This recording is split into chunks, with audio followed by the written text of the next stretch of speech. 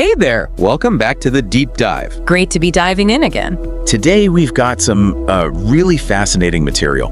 We're looking into the writings of Al-Hassan al-Jabali, specifically something called Breathing Letters and Inner Harmony. That's right. And this source, well, it puts forward a pretty unique, honestly, quite intriguing idea. Sure. It suggests that something we do all the time, breathing, something automatic, Yeah. when you pair it intentionally with sound. Like the sound of letters. Exactly, the very sound of letters. That this combination holds a kind of profound, maybe hidden power. Okay, absolutely. So our mission, really, for this deep dive is to unpack that core concept from these writings. How this practice, this conscious breathing linked with specific sounds, isn't just, physical air in and out. Right. But could be a powerful pathway for, well, self-discovery, maybe even healing. And harmony, yeah. Yeah, creating a deeper harmony by connecting different parts of ourselves, parts that maybe often feel separate. And it's probably worth mentioning, the source does frame some of this within a context that includes a Qur'anic dimension about the nature of letters. Okay. But the core concepts we're really digging into today are more about the universal ideas presented, vibration, breath, and their described impact on the human system. That's where we'll focus. Got it. Okay, so let's step into this then. The foundational idea Al-Hassan al-Jabali presents, it's that breathing is way more than just swapping air. Yeah, the source really positions breathing as a fundamental gateway. A gateway. A bridge, you could say. In this perspective, it connects our inner world, the unseen stuff, with the outer physical reality. Right, the unseen and the seen. Exactly. And it's the mechanism then that lets sound travel from that hidden place. That potential vibration starts inside, and the breath is what carries it out, makes it audible. Makes it manifest. Yeah, manifest in the world. And the claim here is pretty big, isn't it? About the power of doing this consciously. Oh, absolutely. It's described as transformative, engaging in conscious daily breathing exercises. It's not just about your lungs. What does it do, according to the source? Well, it suggests it can actively renew your energy, elevate your spirit, even lead to states like clarity or euphoria. Wow, euphoria, that's strong. It is. It's framed as a tool for really profound inner change. So it shifts breathing from automatic pilot to something deliberate, active, with real internal effects. Precisely. And building right on that, the source introduces this really potent idea about letters themselves, that letters carry energy. Okay, this is where it gets really unique, I think. I agree.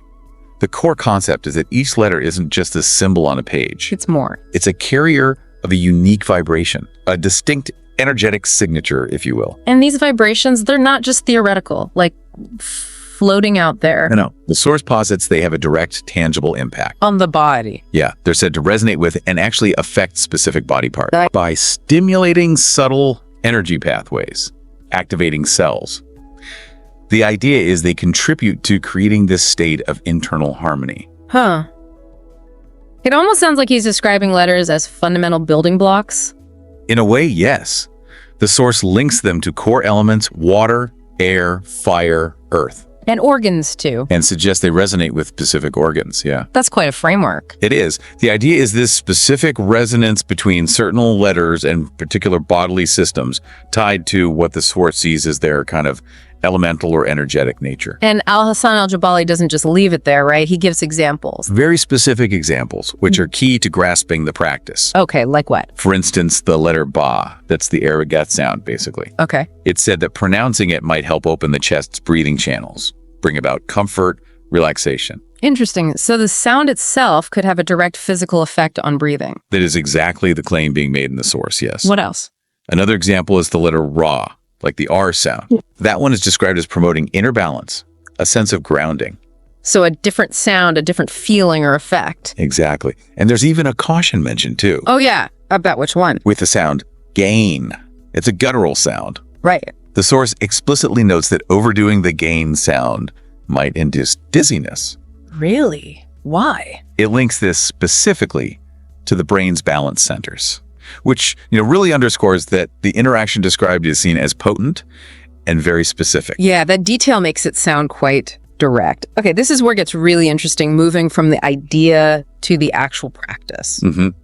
The source lays out pretty simple steps for how you might actually experience this connection yourself. How does it work? Well, It's presented as a kind of straightforward meditative approach. You sit comfortably, take a deep conscious breath, Okay. and then on the exhale, a long exhale, you pronounce a single letter, slowly, mindfully, letting the sound resonate. Got it. And he gives pointers on what to listen or feel for. Yes, specific sonic examples and potential sensations, like pronounce ah, it's like a long A sound from the throat. Huh? And the suggestion is to feel the vibration specifically in your chest area. Okay. Or try ba, the long B sound. Uh-huh. And notice if you feel that sense of opening or easing in the chest that was mentioned before. Right, the relaxation effect. Then there's Ras, Yeah. the R sound. Right. Here you'd observe for a stabilizing, maybe grounding effect. Okay. And the gain. And again with gain, Yeah. you'd feel for that effect on balance, but remembering the caution about doing it too much. Right. Don't overdo that one. The core goal here, as it's described, is really for you to experiment, to sense how each letter seems to uniquely impact different parts of your body. So it's about developing personal awareness. Exactly. Recognizing each letter's distinct energetic message, you could say. Observing how it might open pathways or reactivate cells within you. So it seems like the intention you bring, that focused awareness while making the sound on the breath, is just as important as the sound itself. That definitely seems to be implied, yeah. Okay, so that's individual letters. What happens when they combine into words? Does the idea extend? It does. The source explains that when these sort of fundamental energetic units, the letters, combine, the resulting words carry a more complex but equally powerful energetic intention. Ah, so it's the combined vibration plus the meaning, or the focus. Exactly. Both seem to play a role. Repeating a specific word while breathing, according to this perspective, is said to potentially open particular energy channels or maybe calm specific inner disturbances. So it becomes like a focused tool. A form of conscious transformation using focused sound, yeah. And Al-San al-Jabali suggests these words can actually become healing energies. Yes, that's a strong theme. When recited with awareness and repetition, words are seen as acting like potent, focused intentions. Like targeting something specific. A specific word, repeated with clear intent and breath, is suggested as a way to maybe help restore balance to a particular organ, for instance, or enhance its function. This whole approach, it really seems geared towards empowering the individual, doesn't it? Oh, absolutely. That's a key takeaway. Like becoming the master of your own healing. It frames this method breathing, combined with letters or words, as a direct tool for self-mastery, a way to activate what the source calls the body's dormant powers. Discovering the healer within, as it says. Exactly, helping you discover and engage that inner capacity. What's fascinating here is how it takes something so basic, breathing, and elevates it. It really does. It turns it into this profound tool for engaging with our whole internal landscape. If we connect this to the bigger picture then, using breath and letters this way. Well, it's seen as sharpening both your bodily and your spiritual awareness, kind of at the same time. Leading to more balance, more control. It's presented as potentially granting new levels of balance, yeah.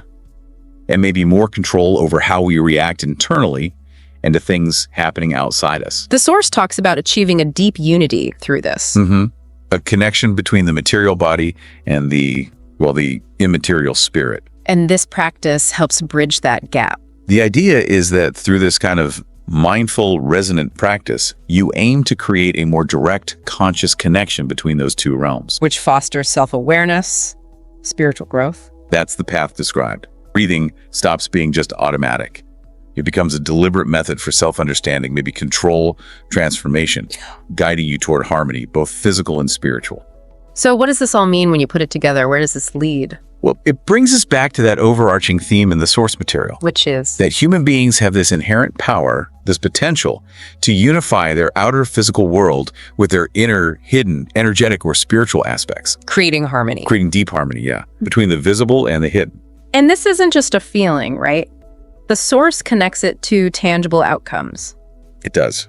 This integration is explicitly linked to both potential physical healing and spiritual elevation. And consistency is key, I imagine. Yes, consistent practice of this kind of meditative approach is said to awaken these inner forces, restore balance to the body's systems. Giving you tools. Providing tools, yeah. The source mentions things like maybe activating internal energy centers. You might think of chakras, perhaps, or engaging in deep self-reflection, tools to help maintain this harmony. So this integration, body, energy, breath, sound, that's presented as the crucial element. It really is. This conscious integration is emphasized as key for profound self-understanding. And unlocking potential. And unlocking your potential for balance, for healing, and for this ongoing renewal throughout life. It's really quite a powerful perspective on actions, breathing, and speaking that we do constantly without a second thought. It absolutely reframes them, doesn't it? It suggests they aren't just basic biological functions or ways to communicate, but potential conscious channels for profound internal connection and transformation, at least as Al-Hassan al-Jabali describes it. And the source leaves us with something to mull over, doesn't it? A final thought. It does, a really thought-provoking idea to sit with. Which is? The perspective that a human being is fundamentally this dual-natured entity. Body and soul. Composed of both body and soul, yes. And that understanding the intricate dynamic weaving together of these two essential aspects, well, it isn't really a final destination. It's a journey. But presented as a continuous journey towards a greater sense of completeness. So it encourages you, the listener, perhaps just to pause. Yeah, maybe consider how you might start exploring this connection in your own life. Starting simple. Perhaps just starting with that very next breath you take.